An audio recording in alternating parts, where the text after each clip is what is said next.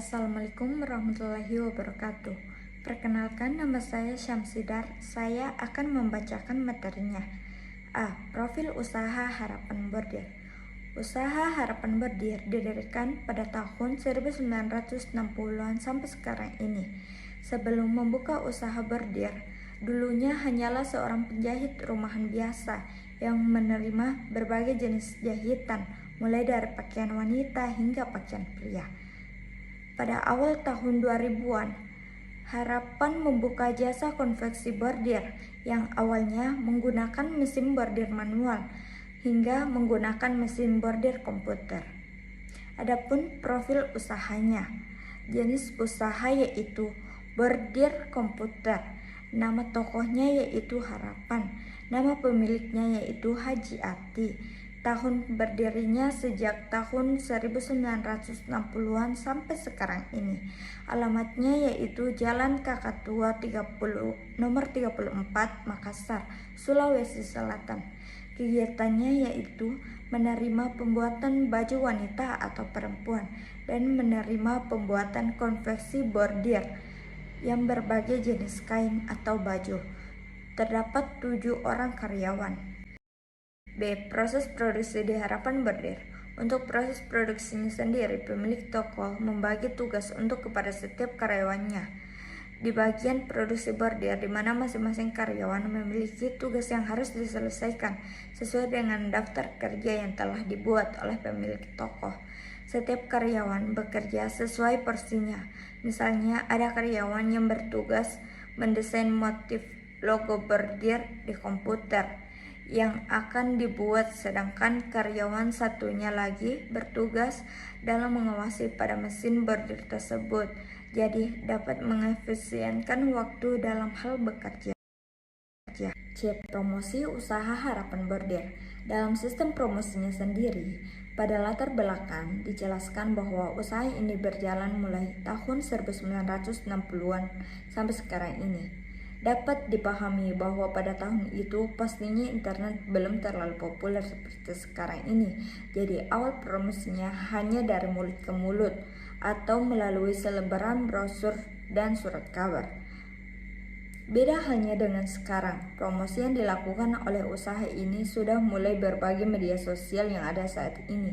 Dengan adanya media sosial, usaha bordir ini dapat dengan mudah dikenal oleh banyak orang. Dan mengingat tempat dan lokasi dari usaha ini berada di poros jalan besar, sehingga orang dengan mudah dapat menemukannya. Ditambah lagi dengan adanya papan nama usaha akan mempermudah dan memperjelas lagi. Materi selanjutnya yaitu persaingan dan hambatan dalam usaha. Yang pertama, kendala yang umum biasanya terjadi pada usaha yaitu banyaknya persaingan yang membuka usaha bordir yang sama. Yang kedua, mesin mengalami kerusakan yang tidak disengaja sehingga menghambat pekerjaan. Yang ketiga, kualitas benang yang kurang baik sehingga menjadikan hasil bordir yang kurang rapi. Selanjutnya, perkembangan usaha. Untuk perkembangan usaha ini berupa meningkatkan produksi usahanya dengan cara yang pertama, tetap menjaga kualitas dalam hasil bordir, baik dengan pelanggan lama maupun pelanggan baru. Yang kedua, memberikan pelayanan yang sangat baik kepada para pelanggannya. Yang ketiga, menjamin keselamatan barang setiap pelanggan. Dan yang terakhir yaitu meningkatkan ketepatan waktu dalam hasil produksi. Baiklah, saya Astri Lastri akan membaca materi selanjutnya. Selanjutnya, alat dan bahan yang digunakan dalam proses bordir. Yang pertama, dalam industri Toko Harapan bordir ini sudah menggunakan mesin bordir komputer. Bordir mesin komputer atau digital yaitu jenis bordir yang tidak lagi mengandalkan keterampilan tangan, melainkan dengan menggunakan perangkat mesin bordir yang terhubung dengan komputer. Dan Anda di sini bertindak sebagai operator yang mengeksekusi agar file desain yang dibuka menggunakan software bordir di dalam komputer dapat dicetak dengan mesin bordir. Dalam jenis bordir ini, teknik sulam bisa digunakan. Sebenarnya, tergantung dari kapasitas dan kemampuan mesin bordir itu sendiri. Namun pada umumnya variasinya sedikit dan beberapa sudah tersedia pada komputer.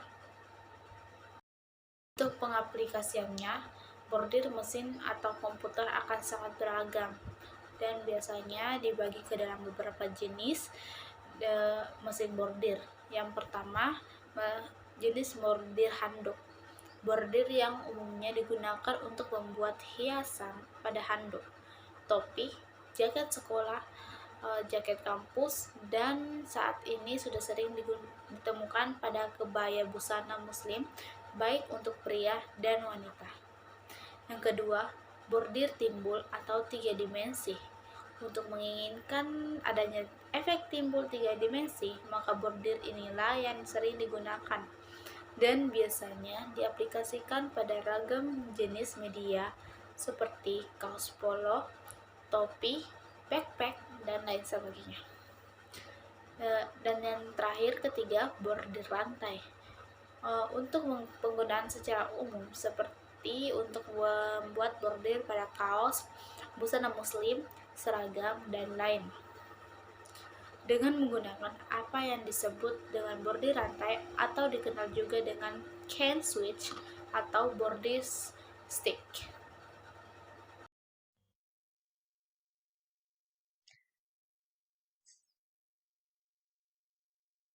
Selanjutnya yaitu prinsip kerja mesin bordir komputer.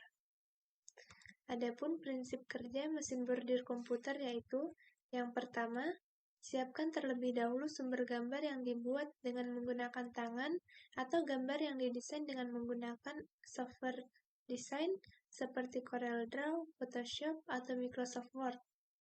Kemudian, jika Anda ingin menggunakan gambar yang dibuat dengan tangan, maka Anda harus melakukan proses scan terlebih dahulu dengan menggunakan alat scanner untuk memindahkan gambar ke komputer. Selanjutnya, karena gambar yang dihasilkan dari hasil scan maupun software desain tidak memiliki informasi tentang alur gerakan benang dalam proses membordir, maka gambar tersebut harus diproses lebih lanjut dengan menggunakan software khusus untuk desain bordir komputer. Di dalam software desain bordir komputer, Anda dapat mengatur alur jalannya benang, warna apa yang harus jalan terlebih dahulu, serta berapa ketebalan atau kerapatan benang dari desain yang akan dibuat. Dan yang terakhir adalah desain yang dibuat dengan software desain bordir inilah yang kemudian disebut sebagai pancing atau film bordir. Alat dan bahan yang digunakan dalam proses bordir yang ketiga adalah benang bordir. Dalam memilih benang bordir, kita harus memilih benang yang memiliki banyak serat untuk menyesuaikan dengan ketebalan dari jahitan yang dibuat. Benang bordir dengan banyak helaian atau multistrand, biasa juga disebut dengan floss, menggunakan benang dengan banyak helaian memudahkan untuk menentukan ketebalan bordir. Jika ingin disesuaikan lagi, tinggal tarik saja seratnya sebelum mulai dijahit. Assalamualaikum warahmatullahi wabarakatuh. Saya Citra Nabila. Saya akan melanjutkan materi yang telah diberikan oleh teman saya. Yang selanjutnya yaitu alat hop. Salah satu peralatan bordir yang butuh untuk diperhatikan adalah penggunaan alat hop. Hop yang digunakan harus sesuai dengan kain yang akan dibordir. Kain yang tidak mudah melar akan mengerut dan sulit untuk dibordir, maka disitulah peran hop dibutuhkan. Karena hop terdiri dari beberapa ukuran yang berbeda, maka pemilihan hop perlu disesuaikan dengan ukuran kainnya. Selanjutnya ada jarum bordir. Jarum bordir digunakan untuk membordir karena jarum bordir memiliki mata yang lebih besar dibandingkan jarum yang lainnya. Dengan mata yang lebih besar, maka akan lebih mudah untuk memasukkan benang yang cukup tebal ke dalam jarum. Sekian dari saya. Wassalamualaikum warahmatullahi wabarakatuh. Baik, terima kasih atas kesempatannya. Selanjutnya saya Adi Dwi Lestari akan membacakan materi selanjutnya, yaitu gunting kain dan gunting benang. Gunting kain dan gunting benang tentu dibutuhkan untuk memotong kain dan membersihkan sisa-sisa benang dari hasil bordir yang telah dilakukan tadi. Baik, selanjutnya yaitu cara perawatan mesin bordir komputer. Kualitas bordir juga ditentukan oleh kualitas mesin. Jika Anda merawat mesin dan membersihkannya dengan rajin, kualitas hasil bordir akan baik. Mesin bordir komputer memiliki berbagai jenis kepala, dari mereka yang satu kepala hingga memiliki 20 kepala. Kepala mesin ini menggambarkan jumlah bordir yang akan menghasilkan pada suatu pekerjaan. Perlakuan mesin bordir dengan baik, sehingga kinerja mesin selalu baik. Ini adalah beberapa cara merawat mesin bordir. Yang pertama yaitu bersihkan mesin secara teratur. Anda harus rutin membersihkan mesin dari benang dan kain. Anda dapat menggunakan kuas kecil atau alat vakum cleaner kecil yang memasuki mesin. Jika tidak dibersihkan secara teratur, potongan kain dan benang yang tersisa akan merusak mesin. Jika ditumpuk, dapat menyebabkan masalah pernapasan. Kedua yaitu oleskan minyak. Mesin jahit bordir harus diolesi dengan minyak di beberapa bagian, sehingga tidak mudah untuk macet. Mesin jahit multifungsi ini biasanya ada tombol untuk memilih mode jahit. Ada gigi yang harus diberikan minyak agar tidak macet. Lebih baik jika memberikan minyak ini dalam periode seminggu sekali, dan Anda harus menyesuaikan jenis minyak dengan mesinnya. Ketiga, servis. Untuk komponen suku dari cadangan yang telah mulai memiliki tanda-tanda kerusakan harus segera diservis, karena jika tidak diganti atau diservis akan berpengaruh terhadap kualitas bordir yang akan dihasilkan. Keempat, yaitu gunakan benang dan bahan berkualitas. Jangan gunakan benang atau bahan yang buruk. Selain mempengaruhi hasil bordir, itu juga mempengaruhi mesin.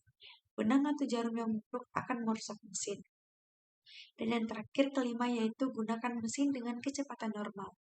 Beberapa orang berasumsi bahwa penggunaan mesin berkecepatan tinggi akan mempercepat proses bordir, tetapi ini tidak dapat merusak mesin karena mesin terpaksa beroperasi di atas kecepatan normal. Semakin banyak mesin dipaksa, maka lebih banyak serat di benang yang terurai dan hasil bordir malah menjadi rusak.